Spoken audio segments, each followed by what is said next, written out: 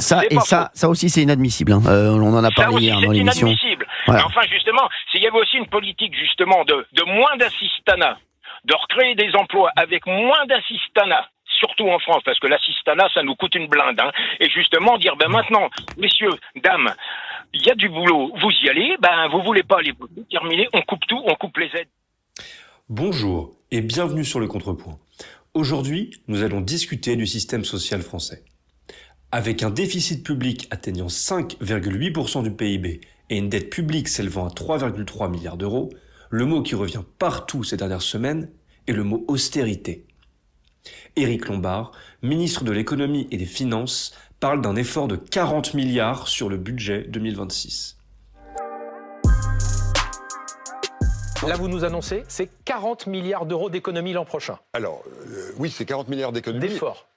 Ou on espère que la croissance reviendra quand on aura géré le sujet avec les États-Unis. Enfin. Notre modèle social serait la victime tout trouvée. Trop coûteux, injuste, on vivrait mieux selon certains avec les aides plutôt qu'en travaillant. La France, contrairement aux autres pays, serait trop généreuse. Nous allons donc voir ensemble si ces affirmations, souvent entendues et réentendues depuis des années, correspondent aux faits et si la France est, comme on l'entend parfois, un pays d'assistés. Je veux qu'on sorte du piège de l'assistanat. Je pense que l'assistanat, c'est pas le vrai social. Dans chaque pays, le système socio-fiscal redistribue une partie de revenus primaires, donc revenus du travail et revenus du patrimoine, entre citoyens, et dans des proportions variables.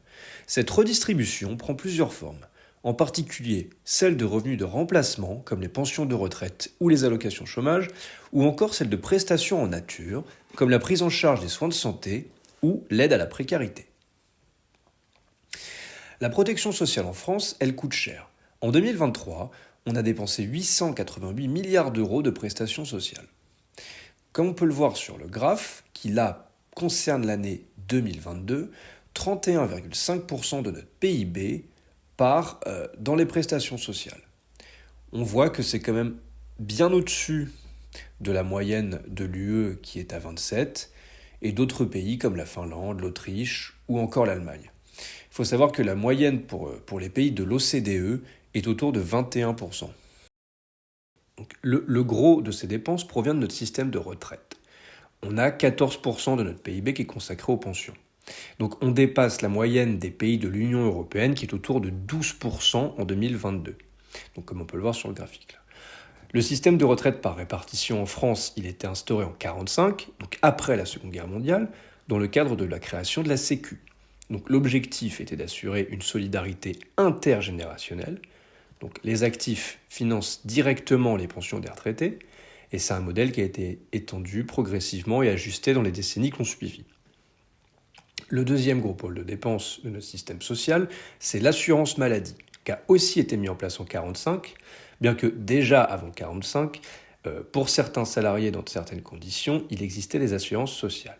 Je ne détaille pas ici, dans de prochaines vidéos, on reviendra sur la santé et l'assurance maladie.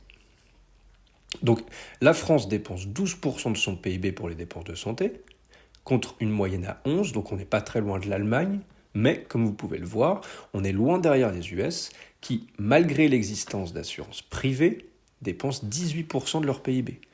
Donc ça s'explique par différents facteurs, le coût très important des soins et des médicaments, ainsi qu'un coût administratif qui est assez élevé là-bas.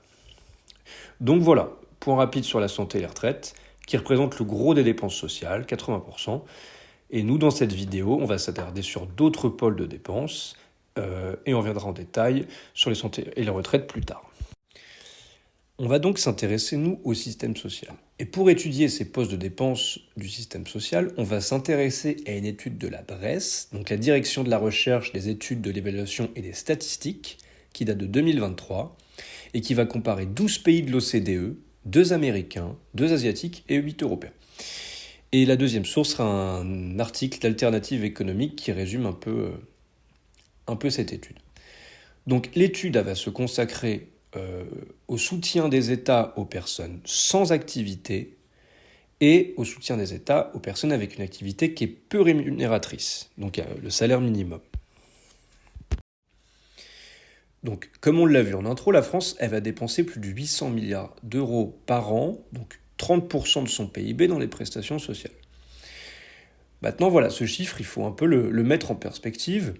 Quand on rapporte au nombre de Français, au nombre d'habitants, et qu'on moyenne en parité de pouvoir d'achat, donc ça veut dire qu'on ajuste le montant par habitant en fonction du pouvoir d'achat dans chaque pays, on obtient le graphique suivant. Donc on voit qu'on n'est plus en première place de la protection sociale, mais que quand on est par habitant en parité de pouvoir d'achat, on est à la 5e place, et on est derrière des pays comme le Luxembourg, l'Autriche, l'Allemagne ou encore le Danemark. Donc voilà. Et aussi, il faut réfléchir à qu'est-ce qu'on finance avec tout ça. Et en fait, nous, l'essentiel du montant, comme on l'a vu précédemment, il va servir à financer les retraites et l'assurance maladie. Donc ces deux postes qu'on a, comme je vous l'ai dit, choisi de socialiser, contrairement à d'autres pays qui ont privilégié des régimes d'assurance privée. Et donc, ça absorbe les 3/4 de notre enveloppe budgétaire qui est consacrée aux dépenses sociales. Ok, donc, sur ce graphique, on va étudier le revenu disponible d'une personne qui est seule, sans enfant, sans revenu d'activité et qui est locataire. Donc on a 3 graphes. Sur le graphe de gauche, on a le revenu disponible des 12 pays étudiés proportionnellement au salaire médian, on va revenir dessus. Au centre, la part des minima sociaux, donc par exemple en France le RSA, dans ce revenu disponible. Et à droite, la part des aides au logement dans le revenu disponible. Donc on parle de revenu disponible, c'est ce qui va rester après impôts et après les aides. Donc c'est le revenu dont va disposer un ménage ou un individu pour consommer ou encore épargner. Et on va le comparer au salaire médian, qui est le salaire qui divise la population en 2 groupes. En France, on est à 2183 €. Donc pour ce graphique, 39% du salaire médian en France, 39% de 2183 €, ça fait 850 €. Donc on voit déjà que la France, sur les 12 pays de l'étude, elle n'est pas celle qui va aider le plus les personnes seules et sans revenus. La Suède, le Japon, l'Espagne, on voit qu'ils sont devant la France, et la France est à peu près au même niveau que l'Allemagne. Dans le détail, on voit que nos minima sociaux, donc en France le RSA, est assez important par rapport à d'autres pays, comme le Royaume-Uni ou la Suède. Et oui, pour ceux qui ne le savaient pas, donc il y a des sortes d'équivalents de revenus de solidarité dans d'autres pays européens. L'Allemagne, elle a une allocation citoyenne, le Bürgergeld. Il n'y a que la Pologne dans l'étude qu'en possède pas, parce qu'en fait, ils ont une aide qui est relative au foyer, qui est composée de plusieurs membres, pas pour les personnes seules. En Autriche, par exemple, c'est un peu différent. Ils ont le climat-bonus. Ça va être une aide qui va être selon la composition du ménage et la position géographique. Donc par contre, au niveau des aides au logement, c'est là où nous, on décroche un peu plus par rapport à la Suède, au Japon, au Royaume-Uni. Qu'est-ce qu'on voit sur le graphique ? C'est qu'on a 2 trous. Il n'y a pas d'aide au logement au Canada ou aux États-Unis. Donc important de préciser, dans l'étude, ils le disent, il n'y a pas d'aide nationale. L'étude n'apprend pas vraiment en compte les aides fédérales, mais à l'échelle nationale, il n'y a pas d'aide. Et vu que les USA et le Canada sont des États qui sont fédérés, il peut y avoir des aides locales, mais pas prises en compte ici, ou partiellement prises en compte. Donc on voit qu'il y a beaucoup de disparités, avec des États-providence comme la Suède qui vont mettre en place des politiques de lutte contre la précarité, et les USA qui vont soutenir beaucoup moins la précarité. Par contre, les pays d'Europe de l'Ouest, avec la Pologne qui décrochera un peu, mais les pays d'Europe de l'Ouest sont, eux, assez homogènes. Maintenant, dans ce nouveau graphique, on va voir à peu près les mêmes conditions, sauf que cette fois, la personne a un revenu qui est égal à 50% du salaire moyen. Donc ça fait 1360 € en France à peu près. On est assez proche du SMIC. Et en effet, en 2023, en France et en Allemagne, le rapport entre salaire minimum et salaire moyen, il est autour de 50%. Et c'est vrai pour la plupart des pays de l'étude. Il y a des pays de l'étude où il n'y a pas de salaire minimum, comme l'Italie, la Suède ou l'Autriche. Niveau du graphe. Donc on a le revenu dispo en pourcentage du salaire moyen tout à gauche. Ensuite, le salaire brut en pourcentage du salaire médian, Et à droite, on a les aides, donc minima sociaux, aide au logement, prime d'activité. Et tout à droite, on a les prélèvements. Donc pour ce type de ménage, qui perçoit un salaire égal à 50% du salaire moyen, le revenu dispo parmi les pays étudiés qui va être le plus élevé, ça va être en France et au Japon, où on est autour de 80% du salaire médian. À l'inverse, c'est en Allemagne que le revenu dispo d'une telle personne est le plus faible. On est à 58%. Donc, on voit que tout à droite, on a beaucoup de prélèvements au Japon, en Suède, en Allemagne, et très peu en Corée ou en Italie. On va faire une petite digression sur le modèle social. En fait, les prélèvements, ils sont répartis entre l'impôt sur le revenu et les cotisations. Quand la part de l'impôt sur le revenu va être plus importante pour le financement du modèle social, on est d'inspiration beveridgienne, comme par exemple en Suède ou au Royaume-Uni. Alors que quand ce sont les cotisations, bien plus que l'impôt, qui vont financer la protection sociale, on est dans un modèle bismarckien. Donc c'est les travailleurs et les employeurs qui cotisent pour eux-mêmes. Donc l'Allemagne, Corée, Japon. En France, c'est un peu plus complexe, parce que un salarié qui est au SMIC, il ne va pas payer d'impôts sur le revenu, mais il va payer des impôts directs, il va payer de la CSG, il va payer de la CRDS, mais voilà, il y a également des cotisations sociales. Donc, on revient au graphe, la moitié des pays environ va offrir des aides aux travailleurs seuls et précaires. Donc voilà, là on voit la France, l'Italie, la Suède, le Royaume-Uni. Par contre, des pays comme l'Allemagne ou les USA, eux, n'offrent rien. On voit notamment que le Japon et l'Espagne vont donner pas mal d'aides au logement.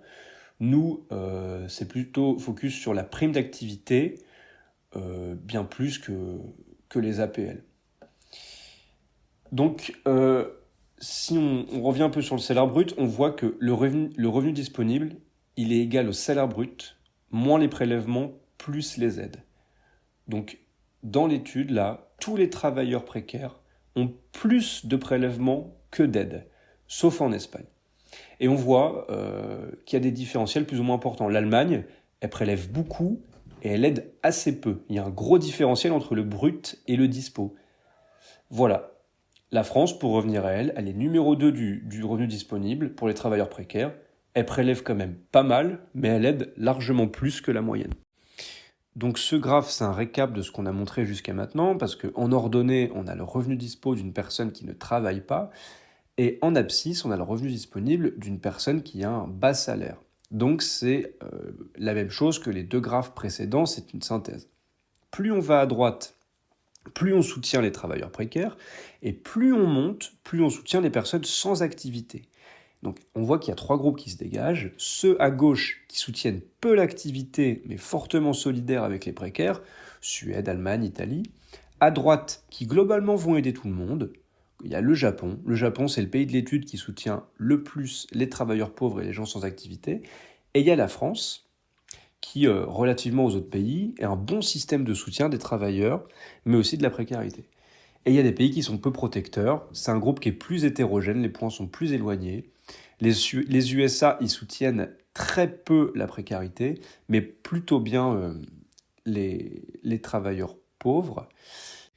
Et le dernier graphe, c'est la différence de revenus disponibles entre les travailleurs précaires et les gens sans activité. Donc soit la formule revenu disponible égale salaire minimum moins revenu disponible sans activité. Donc une façon que je trouve un peu différente de présenter le graphe d'avant et un peu plus parlante peut-être.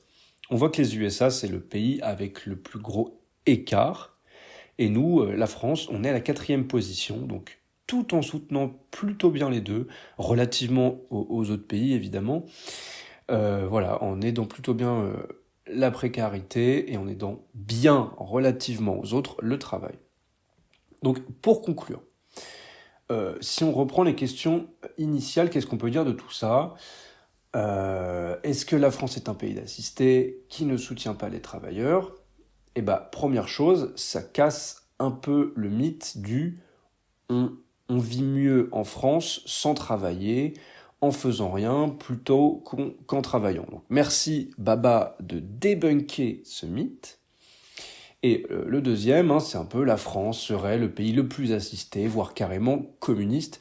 Donc comme on l'a vu, la France, elle aide mieux le travail peu rémunéré que tous les pays de l'étude sauf le Japon, mieux que l'Allemagne même, qui a été pendant pas mal d'années, c'est plus le cas maintenant, mais un peu vu comme un exemple. Bref, si le modèle social français, il est généreux, Et généreux entre guillemets et relativement aux autres, évidemment, ce n'est pas forcément avec les plus pauvres, ceux qu'on l'accuse à tort d'être des assistés, mais avec les travailleurs modestes, via notamment la prime d'activité qui permet de compléter leurs revenus. Donc les prestations sociales sont, en théorie, loin de décourager le travail. Cependant, encore une fois, tout ça est relatif aux autres, et ça signifie pas que les gens vivent bien, c'est pas du tout ce que je dis. Donc,